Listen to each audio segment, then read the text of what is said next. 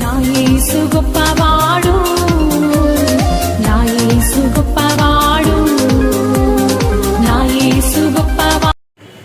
ముందుగా తండ్రి దేవునికి తీస్తారు వాక్యం చదువుకున్న తర్వాత పాఠాలకి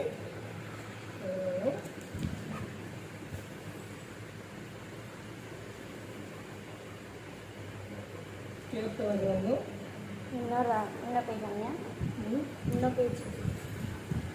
కీర్తన గ్రంథం అంట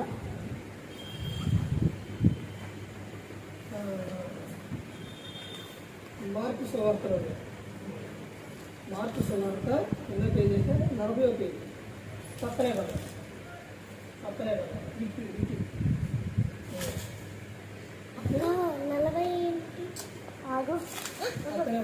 40వ పేజీ 140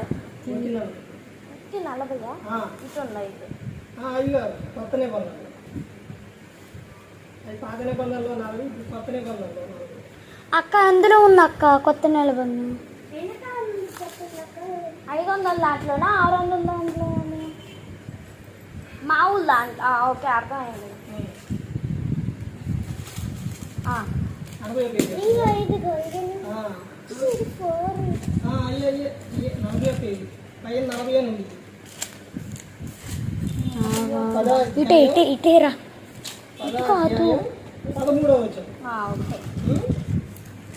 తమ చిన్న బిడ్డలను ముట్టవలనని కొందరు ఆయన యొద్దకు వారిని తీసుకుని వచ్చి శిశువు తీసుకుని వచ్చిన వారిని గద్దించి యేసు అది చూచి కోపపడి చిన్న బిడ్డలను ఆ యొద్దకు రానివిడి వారిని ఆటంకపరచవద్దు, దేవుని రాజ్యం ఎలాంటి వారిదే, చిన్న బిడ్డ వలె దేవుని రాజ్యము అంగీకరించినవాడు అందులో ఎంత మాత్రము ప్రవేశింపుడని మీతో నిశ్చయముగా చెప్పుచున్నారని చెప్పి ఆ బిడ్డలను ఎత్తి కౌగిలించుకొని వారి మీద చేతులుంచి ఆశీర్వదించారు. ఇక్కడ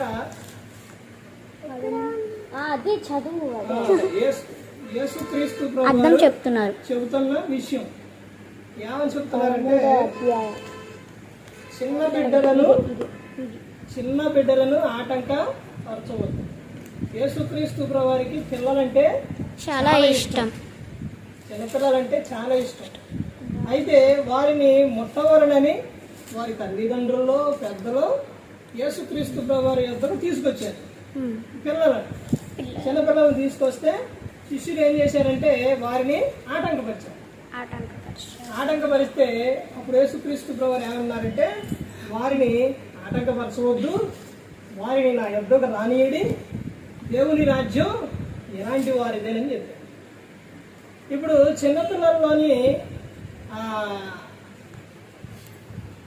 అసూయ ఉండదు, కక్షలు ఉండవు, భేదాలు ఉండవు, ఏది ఉండవు. ఇప్పుడు మీ అమ్మ కానీ నాన్న కానీ లేకపోతే మీ అన్నయ్యోళ్ళు కానీ ఎవరైనా కానీ మిమ్మల్ని గద్దించారనుకోండి, నువ్వు నన్ను గద్దిస్తావా, నేను నీ వద్దకు రాను అని అంటారా? తర్వాత వాడి దగ్గరికి వెళ్ళకుండా ఉంటారా? ఉండరు. మరలా ఏం చేస్తారు? మళ్ళీ. అందుకని మీరంటే చిన్న యేసుక్రీస్తు వారికి చాలా ఇష్టం. ఆయన ఎంతగా ప్రేమిస్తున్నారనంటే యేసుక్రీస్తు వారు ఇక్కడ చూడండి, ఆ బిడ్డలను ఎత్తి కౌగిలించుకొని వారి మీద చేతులుంచి ఆశీర్వదించారు. ఎత్తుకున్నారు, కౌగిలించుకున్నారు, వారి మీద చేతులుంచి ఆశీర్వదించారు. అంత ఇష్టం యేసుక్రీస్తు వారికి. శిష్యులు ఒకసారి ఎవరు అడుగుతారంటే పరలోక రాజ్యంలో ఎవరు గొప్పవారు, ఎవరు చేరతారు అని అంటే ఒక చిన్న బిడ్డను తీసుకొని మధ్యలో నిలవబెట్టి మీరు మార్పు నంది బిడ్డల వంటి వారైతేనే దేవుని రాజ్యంలో చేరతారు అని చెప్పారు. అంటే ఏ మనసు కలిగి ఉండాలి?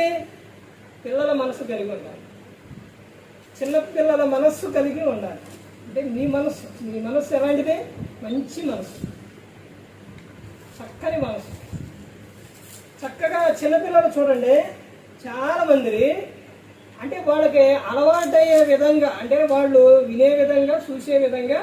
ఇప్పుడు సేవకుడు వస్తున్నారు అనుకోండి, ఒకసారి ఈయన అయ్యగారు అని వందనాలు చెప్పారు అనుకోండి, మరలా వస్తే ఏం చెప్తారు?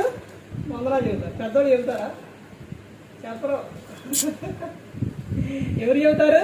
చిన్నపిల్లలే చెబుతారు. ఎక్కడున్నా కానీ, ఎంత మందిలో ఉన్నా కానీ పెద్దోళ్ళు ఏం చెప్తారు? అంటారు. పెద్ద పిల్లలు ఏం చెప్తారు? వందనాలండి అంటారు. వందనాలు అయ్యగారు అంటారు. ఆ మనసు, చిన్నపిల్లల మనసు చాలా మంచి మనసు. అందుకని మార్పు నొంది బిడ్డల వంటి వారైతేనే దేవుని రాజ్యంలో చేరతారు మీరు అని యేసుక్రీస్తు వారు చెప్పారు. చెప్పారు. అందుకనే వారిని ఎత్తుకొని కౌగిలించి వారిని ఆశీర్వదించారు. శిష్యులు అంటే చాలా ఇష్టం యేసుక్రీస్తు వారికి. అయినప్పటికీ పిల్లల నిమిత్తం వారినే ఏం చేశారు? గద్దించారు. వారిని ఆటంకపరచొద్దు, నా యొద్దకు రానియండి అని చెప్పారు. చిన్నపిల్లలు ఎప్పుడు కూడా ఎలా ఉంటారనంటే ఆనందంగా ఉంటారు. వారిలోని ఏముండదంటే ఎవరి మీద పగలుండో, ఎవరి మీద ద్వేషాలు, ఎవరి మీద కక్షలు ఉండవు. వారు చక్కగా ఉదయం లెగంగానే సంతోషంగా లెగుస్తారు, సంతోషంగా ఆడుకుంటారు, సంతోషంగా పాటలు పాడతారు, చక్కగా ఉంటారు. అందరితో మాట్లాడతారు, అందరితో ప్రేమగా ఉంటారు. అందుకని మీరు మార్పు నొంది బిడ్డల వంటి వారైతేనే కానీ లేకపోతే దేవుని రాజ్యంలో చేరరు. క్రీస్తుకి పిల్లలంటే చాలా ఇష్టం. మీరంటే చాలా చాలా ఇష్టం. అందుకని ఆయన పాటలు పాడాలి, ఆయన ప్రార్థన చేయాలి. దేవునికి ప్రార్థన చేస్తే మనకి ఏదైనా కావాలన్నప్పుడు ఆయన ఇస్తారు. యాకోబు గారు 2:5 జ్ఞానం కొదుగు మీలో ఎవరికైనా జ్ఞానం కొదుగు అన్న ఎడల నడుగు అని చెప్తున్నారు. ఊరికి వెళ్ళేటప్పుడు ప్రార్థన చేసుకొని వెళ్ళాలి, నాకు జ్ఞానం కావాలని. అప్పుడు ఆయన జ్ఞానం చేస్తారు. మార్గం అంతట్లో ప్రతి ఒక్క విషయంలో కూడా మనం దేవునికి ప్రార్థన చేసేవారిగా ఉండాలి. పిల్లలంటే చాలా ఇష్టం. మరి ఈ విధంగా మాట్లాడుతున్న తండ్రి దేవునికి కృతజ్ఞతాస్తుతులు చెల్లిస్తూ ఇంతవరకు శ్రద్ధగా ఉన్న మీకు ప్రభు పేట నా హృదయపూర్వకంగా చెల్లిస్తూ ఈ మాట అందరికీ